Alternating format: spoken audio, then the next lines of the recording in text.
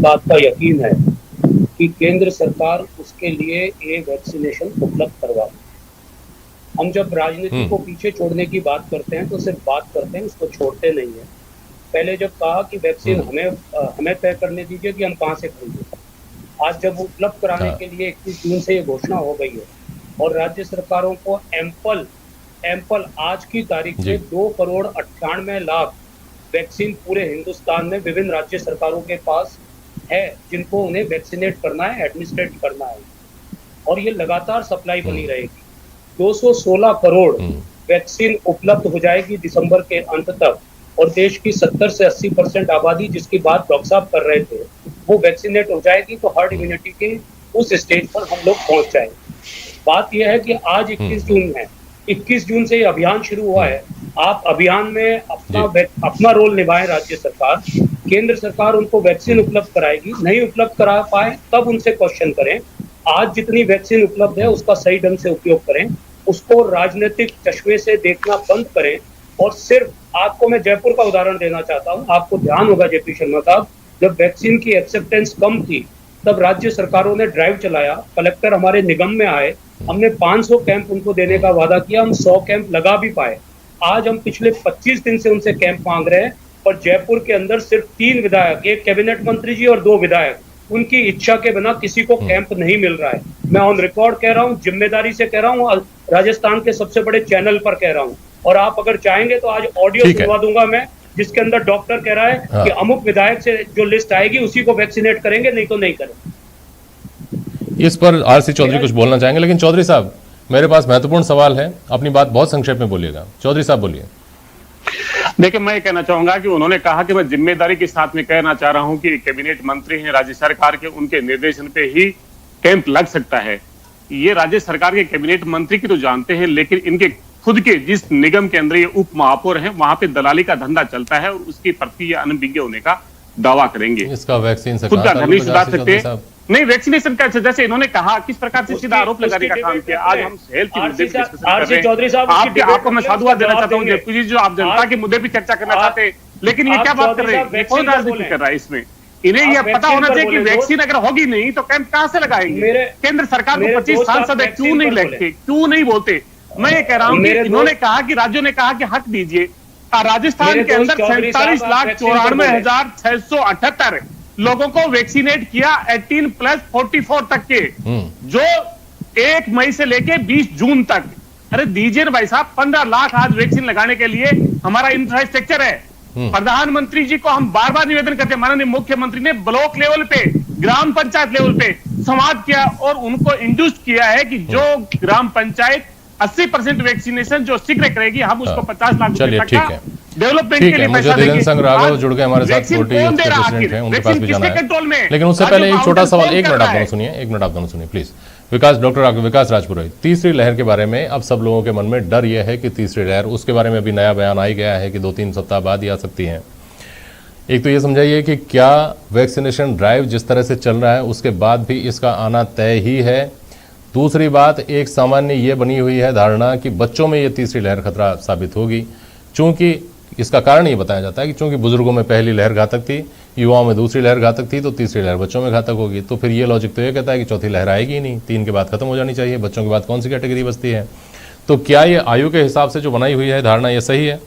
क्या बच्चों को लेकर ही ज़्यादा सचेत रहना चाहिए, बाकी लोगों को निश्चिंत हो जाना चाहिए? और क्या तीसरी लहर को अभी चल रहे वैक्सीनेशन ड्राइव की रफ्तार के हिसाब से ये मानकर चलना चाहिए कि उसको रोका जा सकता है, और रोका नहीं जा सकता तो कम से कम घातक बनाया जा सकता है? बहुत संक्षेप में जवाब दीजिएगा। जी बिल्कुल, तीसरी लहर और चौथी लहर ये सब स्पेकुलेशंस हैं, क्योंकि हम लोग 2 वेव्स देख चुके हैं, इसलिए हमें ऐसा लगता है कि तीसरी वेव और चौथी वेव भी आएगी। और जहाँ तक एज ग्रुप्स का इन्वॉल्वमेंट है, निश्चित रूप से सेकेंड वेव में जो बुजुर्ग लोगों का कम इन्वॉल्वमेंट हुआ, उसका कारण था कि फर्स्ट वेव में वो लोग इन्फेक्टेड थे और उनको वैक्सीनेशन भी हुआ। तो मैं ये बिल्कुल स्ट्रांगली पुट कर सकता हूँ कि vaccination is the only way जिससे हम तीसरी, चौथी और पांचवी जो भी लहरें हैं उनसे हम प्रिवेंशन में जा सकते हैं, और हमारी इम्यूनिटी जितनी अच्छी होगी, बेसिकली ये इम्यून बेस्ड वेव्स हैं। इसमें जैसा कि बच्चों को ज़्यादा इसलिए इस बार माना जा रहा है कि बच्चों की इम्यूनिटी इतनी अच्छी नहीं होती, उनको बिल्कुल भी वैक्सीन भी नहीं लगी है ना, उनकी इम्यूनिटी एडल्ट्स की जितनी डेवलप भी नहीं होती। और जहाँ तक मैंने पढ़ा है, जो एक्सपर्ट्स ने बताया है कि बच्चों में भी ज़्यादा घातक उन्हीं के लिए होगा जो पहले से बीमार हैं, जो कंजेनाइटल हार्ट डिजीज से ग्रस्त हैं, जो इम्यूनो कॉम्प्रोमाइज बच्चे हैं। नॉर्मल बच्चे इस बार भी आप देखें कि काफ़ी ज़्यादा संख्या में इस बार भी बच्चे इन्फेक्टेड हुए थे अगर नंबर पे जाए तो, लेकिन उनको ज़्यादा 97% को कोई नुकसान नहीं हुआ। तो हाँ, तो इसलिए मुझे ऐसा लगता है कि हम बेसिकली हम ग्रुप्स पे ना जाके वैक्सीनेशन पे जाएं और हमारा जो इंफ्रास्ट्रक्चर है वो फुली रेडी है, वैक्सीनेटर्स रेडी हैं, हमारा जो वैक्सीनेशन सेंटर्स रेडी हैं, तो वैक्सीन मिले और हम लगाएं उसको बहुत ज़्यादा मात्रा में। ठीक है धीरेन्द्र सिंह राघव, हमको ये मानते हुए कि आपस में भले एक दूसरे के ऊपर आरोप प्रत्यारोप लगाएं केंद्र सरकार और राज्य सरकार, लेकिन ये स्वाभाविक बात है कि राज्य सरकार भी चाहेगी कि लोगों के हित का ज़्यादा से ज़्यादा काम हो, वो भी अपने जनाधार को मजबूत करना चाहेंगे। केंद्र सरकार भी ये चाहेगी कि उसका जनाधार मजबूत हो। तो जो काम हो रहे हैं कुल मिलाकर बेहतर दिशा में ही हो रहे हैं, और वैक्सीनेशन की रफ्तार अगर बढ़ रही है तो अब लोगों को थोड़ा सा इत्मीनान ये होने लगा है कि वैक्सीन ड्राइव तेज़ हुआ, सबको वैक्सीन लग गई, तो हम शायद इसको बीते दिनों की बात की तरह भूलेंगे। ऐसा टाइम आ जाएगा, साल में 2 साल में जितना भी समय लगे, लेकिन ये जो बुरा दौर था ये निकल जाएगा। क्या आपको उस आशा की दस्तक दिखाई देने लगी है? चूँकि आप 40 के यूथ प्रेसिडेंट हैं, तो अब उद्योग धंधे हैं उनके वापस अपनी पटरी पर लौटने की किस तरह की संभावनाएं, किस तरह की उम्मीदें आप लोग देख रहे हैं? आपके यहाँ जो काम करता है श्रमिक वर्ग, उसमें जो कार्यालय में काम करते हैं उन लोगों में, जो सेल्स में काम करते हैं उन लोगों में, क्या आप ये पाते हैं कि अब वैक्सीन के बाद में उन लोगों में उम्मीद जगी है नॉर्मलसी की? धीरेन्द्र सिंह।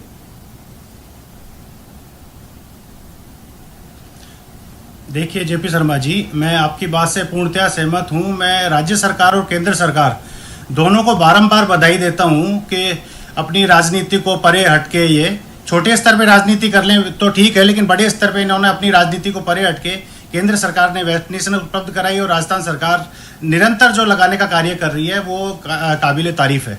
लेकिन मेरा सीधे दोनों पार्टियों से, राज्य के मुख्यमंत्री और भारत के प्रधानमंत्री जी से यह अनुरोध है, क्या स्वास्थ्य के भरोसे ही समाज चल जाएगा?